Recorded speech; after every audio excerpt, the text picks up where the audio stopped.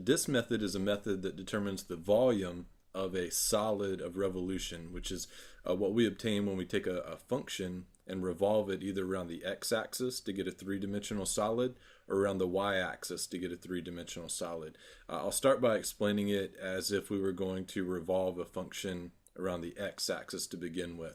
So here we go. I've drawn a function f of x, this green function right here, over a given interval, and then we've revolved it around the x-axis. In a lot of textbooks, you'll notice they'll draw this little arrow indicating what axis they're spinning your function around.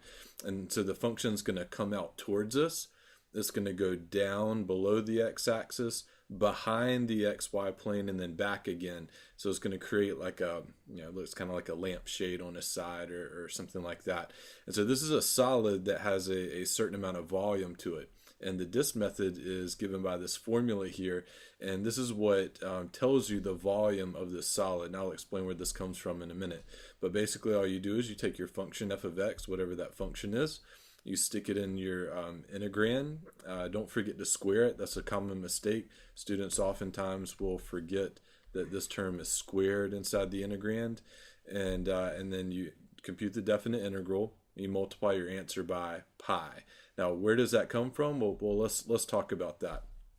So let me switch screens here real quick. Okay.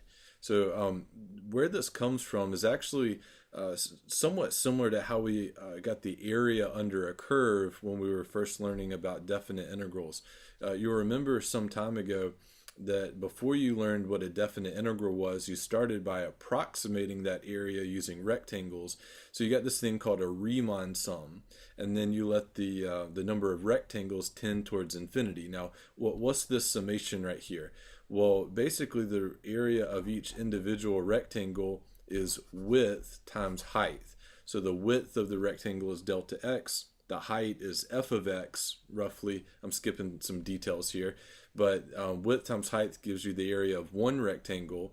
And then you repeat that for all n rectangles. In my picture, there's 4. You add them up. That's what the summation does. And then that approximates the area. When you're done, you let the number of rectangles again tend towards infinity. And as you do, it converts into this thing called a definite integral, which is the integral from a to b of f of x dx, and that gives you the exact area under the curve. And you can still see remnants of width times height. There's still some remnants there when you talk about a definite integral. There's some details that we're leaving out, but that's the basic gist of it. So check out here our guy, this three-dimensional solid. If we take a similar approach and we slice this guy with a knife into pieces, look at one representative example right here. You'll notice it looks like a disc. That's why it's called the disk method. So here I've drawn just a disc off to the side. And let's remind ourselves from our high school geometry classes, what's the volume of a disc? Well, the volume of any cylinder is going to be the area of one of the faces times how deep it is. So your volume would be basically pi r squared, that's the area of one of the faces, because it's circular, times delta x, because that's how wide it is. This some change in x, being that we have discs stacked left to right down the x-axis. So basically, we have a similar setup here. To get the the volume rather of the entire solid, what we're going to do is we're going to make a bunch of discs, here, here, here, here, and here, and kind of stack them left to right. Some are larger than others, and you would get this formula. You would get, all right, so ignore this stuff right here for a minute. You would basically get pi r squared times delta x, pi r squared. Now, what about this? You say, that doesn't look like r. Well, notice the radius of each disk changes depending on your x value, depending on where you are, along the x-axis. Ones closer to the left, a little bit farther to the left, have a smaller radius. The ones on my picture to the right have a larger radius. So because the function depends, or the radius depends on x, it's a function of x. Now, we actually have a name for that radius because, look here, they're touching on what we had previously called f of x. And so that's why I wrote f of x of I star, similar to like a Riemann sum.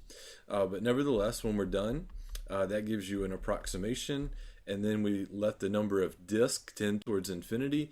So there's a very natural conversion from this formula here to what we know as the disk method. So let's take a look at what that would be. Just look at your pattern here for the previous example. This would turn out to be the integral from a to b. Pi being a constant can be moved outside the integral. The f of x sub I star just turns out to be f of x quantity squared, and then the delta x becomes your dx in your definite integral. So this is where the disk method comes from. It's a very similar idea to Riemann sums from a few weeks earlier. So anyway, getting back on track here. Let me get rid of that for a minute. All right, bring back our original picture here. All right, so what we had earlier was being revolved around the x-axis, and so this was your disk method. However, things would change a little bit if we revolved it around the y-axis. Let's take a look at that real quickly before we close.